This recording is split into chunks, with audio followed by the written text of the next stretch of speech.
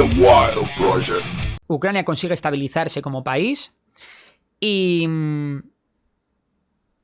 vámonos ya prácticamente al gobierno de Yanukovych. Yanukovych es un oligarca prorruso que llega al poder en Ucrania y que promete en su campaña electoral que, oye, yo sí, nadie, todo el mundo sabe que él es prorruso, pero bueno, voy a negociar con Europa para que Ucrania inicie los trámites para ser de la Unión Europea. Ojo, ¿eh?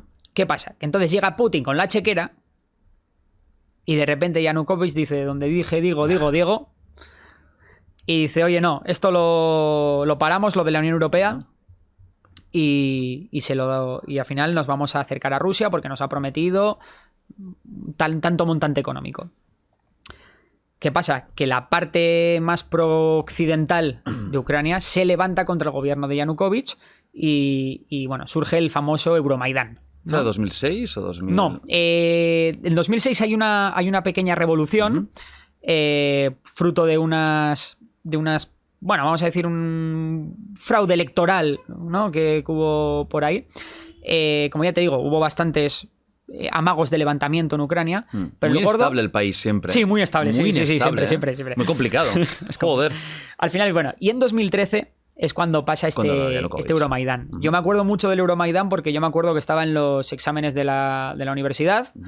Y me acuerdo que tenía en un lado los apuntes y en otro el stream desde la plaza, viendo los enfrentamientos entre los Berkut, que eran los antidisturbios de Yanukovych, y los manifestantes, ¿no? Que si fuera hoy en día estarían varios streamers ahí haciendo TikToks, claro, aprovechando un poco, ¿no? De paso y algún challenge a lo mejor. A lo mejor iba y tendría los derechos del Euromaidán. Ha comprado los derechos del Euromaidán. Podría ser. Entonces, bueno, al final el tema del Euromaidán, hay mucha gente que opina, obviamente no hay nada demostrado, pero yo puedo dar alguna pincelada, que opina que Occidente, Estados Unidos, Reino Unido, Alemania, estaban detrás de las protestas. Hay gente que dice que directamente las organizó, hay gente que dice que simplemente apoyó logísticamente este golpe de tal. Es verdad que yo, por ejemplo, en los streams se veía que los primeros días entre los manifestantes se hablaba en ucraniano y cuando ya los últimos días se hablaba en inglés. Cosas que ves que dices tú, curioso. Yeah. ¿Quién está por aquí que se tiene que hablar en inglés, no? Bueno, fuera de estas teorías un poco no oficiales aparte... A Europa le interesaba, sea como sea... A Europa le interesaba porque ellos querían tener... Más influencia ahí. Mucha más influencia y de hecho todo estaba prácticamente dispuesto para que Ucrania iniciase esos trámites de entrar en la Unión Europea.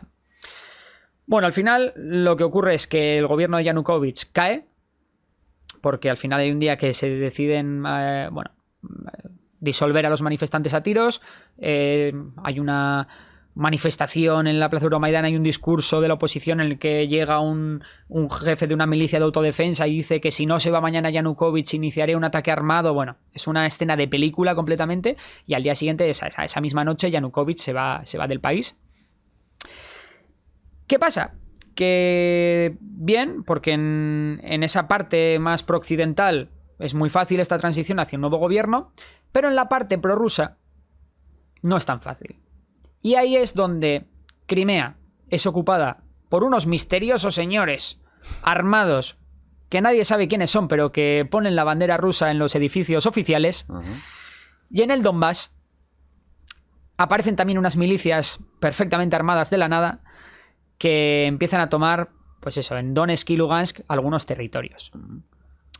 Y ahí se da inicio a una guerra civil porque mientras que en Crimea el ejército ucraniano no puede hacer nada, en el Donbass sí que, bueno, el ejército ucraniano responde. Un ejército ucraniano que, por cierto, en 2014 está muy deteriorado. Es un ejército muy poco potente y es un ejército que, bueno, que es de tercera fila, vamos a decir.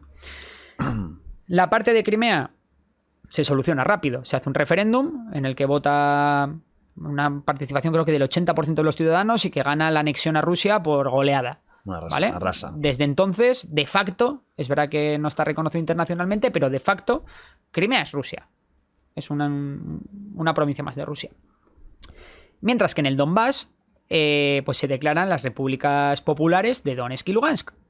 Y Donetsk y Lugansk crean sus propias milicias, sus propias fuerzas armadas, obviamente ayudadas por Rusia, que Rusia incluso llega a meter tropas, aunque no de manera oficial, y se acaba estableciendo un frente.